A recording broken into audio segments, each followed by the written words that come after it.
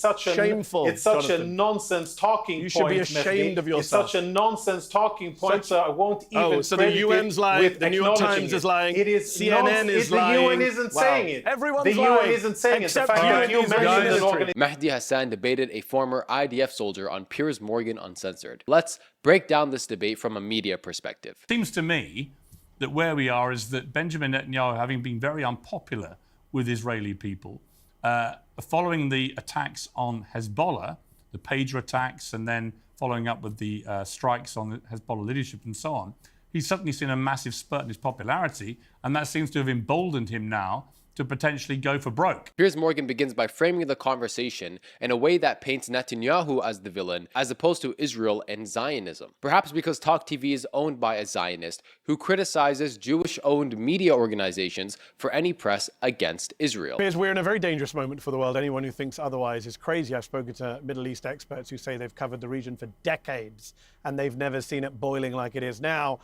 We could be on the verge of a much wider regional war than Israel has already created. Now, when Mehdi begins, he starts to set the stage by saying all of the authorities in the Middle East, all the experts in the region are saying this one thing, which means that whatever he's about to say to you is the truth on the matter. However, you'll see with the IDF soldier why this clearly does not matter for him, for Israelis, or for his narrative. I think it's a bit flat to analyze everything happening in the Middle East only from Netanyahu's perspective and then dress everything up as if it is all related in some, mystical way. So what the IDF soldier is trying to do here is create a kind of ambiguity around the topic, to fluff it up a bit, to make it a little bit messy so you can't really come to a firm conclusion. And he does this by making it seem like all the other countries in the area are the problem, or at the very least, they're just as bad as Israel, and therefore Israel cannot be blamed because everyone else is attacking them. I don't think that even Mehdi and other people can blame Israel for being attacked by Iran, or actually maybe Mehdi can, but I don't think that any reasonable person can say, well, Israel is at fault for Iran twice firing missiles on all over Israel. This is an attempt to make it seem like what Mehdi Hasan is saying and what all the other experts in the area are saying is just a little bit wild, blown out of proportion. He even goes as far as to use the word mystical, as if it is all related in some mystical way, to make it sound like some kind of fairy tale. Now, you watching this video might think, well, that can't possibly work. But in the moment when it's a quick debate and you're watching it live and you're not watching it to analyze it, then it's very easy for this little kind of tactic to go unnoticed. But what he does next is also very interesting. He tries to appeal to his own authority because he says, look at it from a military perspective, and as a former soldier, who would know better except him? I would offer, a different military way of looking at it. And when I see what Israel is doing, there's a lot of sense. Israel actually started gaining success against Hezbollah, and success leads to success. And when you succeed on the battlefield, you want to make sure that you exploit your enemy's weakness. He then outright lies and distorts reality by saying that Iran attacked Israel. But in reality, Israel was the one that attacked Iran first. I hope you guys are enjoying the video so far, and if you are, please remember to like, comment, subscribe. And we'll get back to the video in just one moment, but very quickly I want to make an announcement. For the last year or so, I have been personally mentoring Muslims on how to create media. So if you want to build and scale your social media accounts to make great content like this video and have a positive impact on your audience and on the world, then click the link below and go to musliminfluenceracademy.com. There you could book a call, and if you are the right fit, then I will be personally mentoring you on your media journey. I only work with about 10 people per month, so make sure you apply as soon as possible, because once spots are filled, they are filled, and you will not be able to register again until the next month. But without any further ado, let's get back to the video. He then tries to humanize Israelis while demonizing Palestinian, Lebanese, and Iranian people. So what Israel is doing is defending itself against Iranian attacks very lately, but and after a long period of time of 70,000 Israelis being evacuated from their homes for 11 months. What that does is put the viewer in a state of panic as well and say,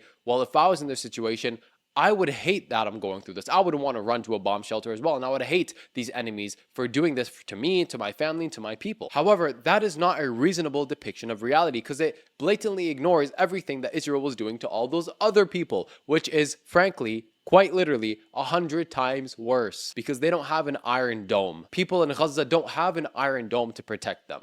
Anything that Israel throws at them lands, and it's very devastating, and you'll see how Mehdi Hasan utilizes this to turn the debate back in his favor later on. He then uses what's called a straw man fallacy, where he puts up a misrepresentation of his opponent's argument and then refutes that misrepresentation.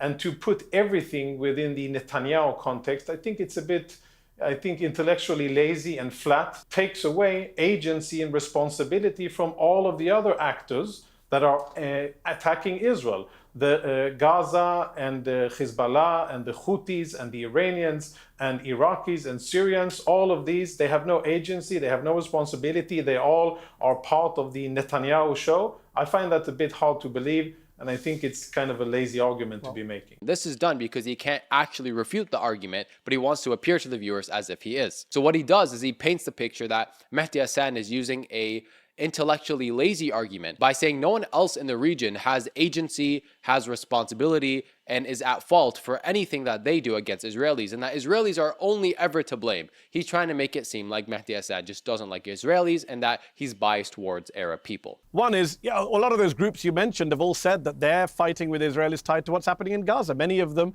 have offered the Houthis, Iran, and I said this to you peers last time I came on the show, and you said, how can we trust them? I said, don't trust them, but call their bluff. They've all said you end the genocide in Gaza, you end the violence in Gaza, you get a ceasefire. He goes on to specifically mention Hezbollah, Iran, and Gaza.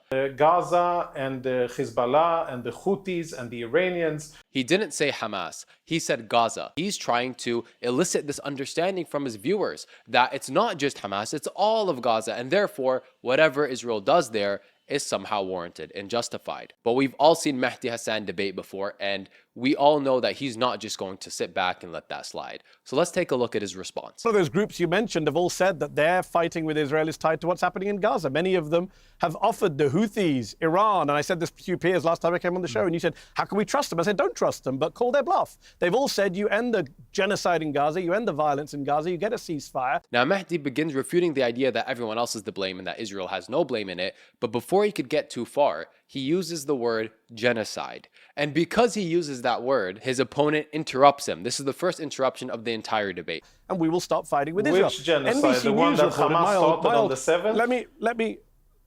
The genocide that Hamas started on the 7th? No, but I mean... No, the genocide that your country's... The genocide that your country's being investigated... Can I finish a sentence? And it's because he can't stand this narrative. He's been taught that this narrative is destructive to Israel, even if it is true, which it is. Another important fact is that a charge of genocide has a lot to do with intent. You have to have the intention to genocide people. So by immediately pushing back against this argument and saying that it's not happening, he's denying all kind of responsibility by Israel, unequivocally denying this charge of genocide. He even goes as far as to say, what genocide? You mean the genocide that they're trying to do to Israelis? He's trying to make it seem like the Israelis are the victim. And this is something that liars and cheaters use a lot. They will often accuse you of doing the thing that they did. And this is called projection. And the reason this is done is because if I accuse you of doing something, there's no way I have the audacity to actually do it. So it's done to psychologically manipulate people, in this case the viewers, to make it seem as if, well, Israel would never do this. And there's no way he thinks Israel's doing this or that he knows Israel's doing this, because why would he accuse someone else of doing it? He would just not want to talk about it at all. But obviously that is a bold-faced lie in an attempt to distract from the truth and get away from this idea that Israel is committing a genocide. But what Mehdi does next completely dominates the narrative and dismantles his points. I barely started, but he doesn't want people to hear what's going on. All of those groups have said they'll stop if Israel stops its genocide in Gaza. NBC News reported that Israel killed Nasrallah because he said, I'm only going to do a deal with you if you do a ceasefire in Gaza. I want to link a ceasefire in Lebanon with a ceasefire in Gaza. And the Israelis told NBC News that's why we killed him. Jonathan Conricus wants your viewers to believe Israel was just minding its own business and Iran attacked it. Israel attacked Iran first. In Syria, they bombed an Iranian consulate in violation of the laws of international law and international diplomatic law. Yeah, they killed Iranians in Iran. They then bombed Ismail Haniyeh in Tehran. Here he says, oh really, to make it seem like what Mehdi Hasan said is completely crazy and made up. Like it's even crazy to propose the idea that Israel's doing something wrong. But in reality, the soldier's only doing this because he needs to maintain the narrative for himself and keep himself convinced that what Mehdi Hasan is saying is wrong. So this is not only for the audience, but it's also a self-soothing statement to make him feel better and to make Mehdi's point which is legitimate, seem untrue and unfounded. And when he talks about source of destabilization in the region, everyone in the region knows it's Israel that's destabilizing the region. It's Israel right now that's escalating wars in multiple countries. Everyone around the world knows it's Israel that's the country that is causing the issues. Mehdi responds to all of the points being made by saying everyone around the world can see this. Everyone around the world agrees. And obviously, just like before when he mentioned all the experts in the region, he's trying to invoke the authority of the majority. Now, in some cases, this is a fallacy that you say, well, everyone agrees, but everyone agreeing doesn't mean you're right. But what Mehdi does next is actually take it a step further to also prove that it's the whole world that's seeing it, that is claiming it's happening, and he goes on to cite authorities to prove that. 40 countries, Piers, 40 countries have just put out a statement on Saturday saying, can Israel please stop attacking UN peacekeepers, blue helmets? So please don't give us lectures on who is stabilizing, destabilizing the region. See, the IDF soldier is blinking a lot. Now, in a lot of cases, especially when there's a debate, constant blinking is done as either a self-soother because you're frustrated with the conversation or what's being said, so you blink a lot. And that acts as a kind of way to get out your frustration, because what's going on in your head is not an easy thing to just sit there and bear. It also shows that he's deeply uncomfortable with what Mehdi Hasan is saying. Furthermore, his entire facial expression here makes it clear that he really doesn't like what Mehdi is saying, and that it makes him extremely uncomfortable, which shows me that this blinking is not just because dry eyes or something like that, but mainly because he's a bit angry and definitely frustrated. Then Mehdi Hasan finishes his portion with a shattering final statement. And final point, as for winning, the Israeli general who ran the Gaza division, Gadi Shamni, says Hamas is winning, Israel is losing in a big way. Now, it's difficult for the IDF soldier to come back from this because what Mehdi presented was a pretty undeniable case. So what does he do? He runs to this narrative again that Israel's innocent and is being attacked by everyone else, and that everyone else is the problem. At this point, there's not much he can do. So the best course of action is just keep announcing the same thing, because if people hear things enough times, whether they actually think it's true or not, it becomes normalized for them. And eventually, they believe that maybe it's true. Eventually, they begin to sympathize with it. So if you say, Israelis are innocent, Israelis are innocent, Israelis are innocent, Gazans are crazy, Gazans are crazy, Gazans are crazy, even if you don't believe it, eventually it becomes normalized, and then it becomes something that just sits in your mind. Speaking about the region, Mehdi, I live in the region, my children are here, you do not. And I don't know how many people you know and see from both sides of these different conflicts. I know people from both sides and I speak with them and I live here. So I don't think that you're in a position to be lecturing anybody about what's really happening in the region. Okay. I am the one who is running with my family to bomb shelters when Hezbollah fires missiles and when the Iranians fire missiles and when Hamas fires missiles. I am the one who has family who has been evacuated from the north. The IDF soldier deploys another quite interesting tactic. He appeals to authority again, his own authority, but in a different way. He says, Mehdi, I live here and you don't. Therefore, I know what's going on and you don't. He's saying, if it's me versus you, who are you? I literally live here. Therefore, everyone should believe what I'm saying. As if Mehdi is claiming things from his own behalf, as opposed to from documented evidence and from third-party human rights organizations that have testified to what Mehdi Hasan is saying. In other words, he's directly quoting them. He also simultaneously tries to, again, humanize Israelis by mentioning his kids. This also inherently demonizes the people who are attacking him and his kids. You see how interesting these discussions can become psychologically and what they can do from a media perspective to the viewers. But before he finishes part, he says something truly mind-boggling. I agree with you that a lot of countries and a lot of dark people have a problem with the Jews living in their ancestral homeland. But that doesn't make it wrong that we're here. We're going to continue to be here and continue to defend ourselves despite the likes of you and despite our enemies. And I'll tell you that our history is so full of people that wanted to kill Jews and wanted to force us out of our homeland. But we're back, we're here, and we intend to continue to stay here despite the best efforts of Iranians and Syrians and Lebanese and Gazans and others. He says, I agree with you, Mehdi, that all the other countries are a problem, that there are some really dark people who don't want Israelis to be in their motherland. Why would he say, I agree with you on that point, when Mehdi never said that? And he doesn't believe that. It's actually extremely obvious that he doesn't believe that. So why would he say, I agree with you? He needs to make it seem like him and his opponent are actually on the same base, that they actually agree on what he believes. And it's so funny because the words I agree only appear one time in the entire 35-minute discussion, and it was right then. The amount of cope and self-soothing is crazy because he is in a very uncomfortable position. He's experiencing a lot of cognitive dissonance, which is two contradicting ideas that can't both be true. So he's trying to reconcile it for himself and for the audience, and it comes out looking like this. Now this next part is very interesting because it highlights a different part of the discussion, which is the gestures that he's making and his body movements. You'll notice when Mehdi Hasan says you work for a government with people like Ben Gvir and so, he's talking bad about the government and some of their spokespersons, saying that they are bad people for X, Y, and Z reason. And you could see that the IDF soldier shaking his head no. The country you're a spokesman for illegally occupies other people's lands in disagreement. He does not like what he's hearing, so he says no. But then when Mehdi Hasan mentions the fact that Israel is illegally occupying the West Bank, Gaza, Golan Heights, and parts of southern Lebanon, instead of shaking his head no, he shakes his head yes. The country you're a spokesman for illegally occupies other people's lands in the West Bank, in Gaza, in the Golan Heights, now in Lebanon again. You are the country that is illegally occupying other people's lands. Why is that? It's because he's actually proud of the fact that Israel's occupying these places. He's proud. He's actually happy that Mehdi said that because he's like, yes, we are occupying those places because he believes that that land belongs to him and Israelis. And this plays into Israel's Greater Israel plan, which if you didn't see the map, I'll put it on the screen so you could take a look at it. This is what they believe Israel should really look like, and it includes parts of Lebanon, parts of Egypt, and obviously all of Palestine. Mehdi Hasan says that Israel's kicking people out of their homes. People's lands. It's not about you living in your homes. It's about you taking other people's homes. It's about Israel now aiming to annex Gaza. And he nods his head no, which almost makes it seem like he doesn't think that people are getting kicked out of their homes, which would actually contradict my last point. But that's not why he's shaking his head no. He's shaking his head no because he doesn't believe that that's their home.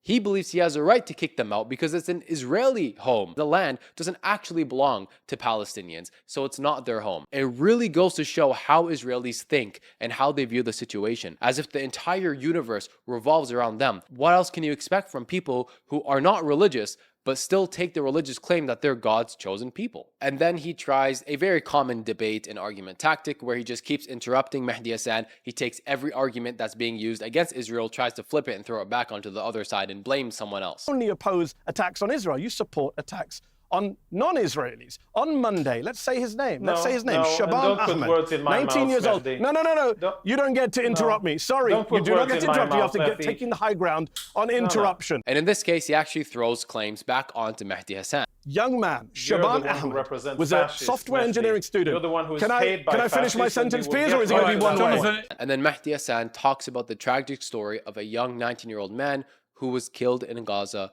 by Israel through their relentless bombing and their airstrikes. Now, obviously, what this does is it humanizes the Palestinian people. It humanizes people in Gaza who are going through the struggle. But he doesn't just say he was killed by Israel. He also specifically says by Jonathan's military. Shaban Ahmed, software engineering student at Al-Azhar University.